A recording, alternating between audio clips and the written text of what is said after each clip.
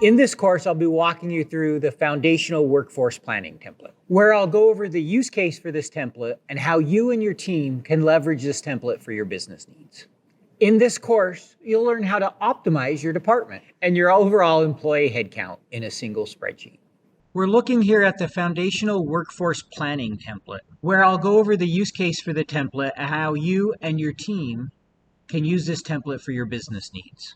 So here we're looking at the template. We have the input page, which is the main part of this template. So what we have here at the top is the name of the template. The name for it is Foundational Workforce Planning. Within that, you'll go in, enter your fiscal year, do some basic assumptions around tax rate, benefits, whether someone's part-time or full-time.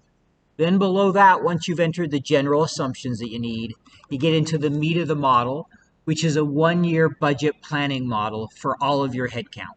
You can go in and enter each position, select the department you want, put in the person's name, whether they're full-time, part-time, when they're going to start, when people may be leaving. Sometimes somebody's leaving, or you're going to hire an open position.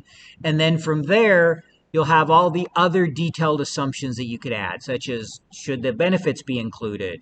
Are they part-time, full-time? Are they eligible for bonus? If they have a bonus, what percentage, etc.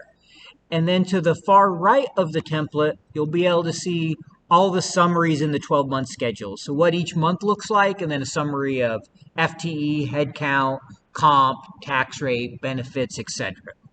From there, once you've finished the input file, you'll move over to the summary to see what everything looks like. So you can get a quick summary of what all your people are.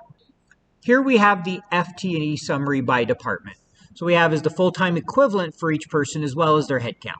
So on the top, we have a graph here, so you can quickly just see trends from the graph, see what's growing, what might be shrinking. You can see here customer support is growing a little bit, sales is growing. You can come down and look at each position and see that by month as well as by department. So we can see customer support goes from 4 to 7 people. You can see the ending number for FTE is 7, what the head count is, so you can see what the difference is. For example, IT has 2.5 full-time equivalents, but 3 head count because they've hired a part-time person. So you'll be able to see all that, and then down at the bottom, you can see the cost by department. So not only the head count, but how much is it costing me each month, how much in total, what's my fully burdened cost, as well as all your averages, so you can see what's my cost per employee, so you can understand if it all makes sense at a summary level. And then next, in addition to department, you can come over and look at the positions by department. So there's a quick drop down here where you can go in and look at all 9, in this case 9 cost centers, but if you wanted to add more, you could.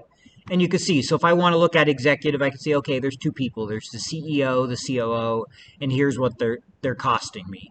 And then I can also see what's the average cost for each one of them. Another example of a cost center that I might want to look at is sales. For sales, I can see that I have multiple different positions. I can see my cost is going up over the year, and I can see how those 9 headcount break out across the entire year. It's actually 10.5 by the end of the year.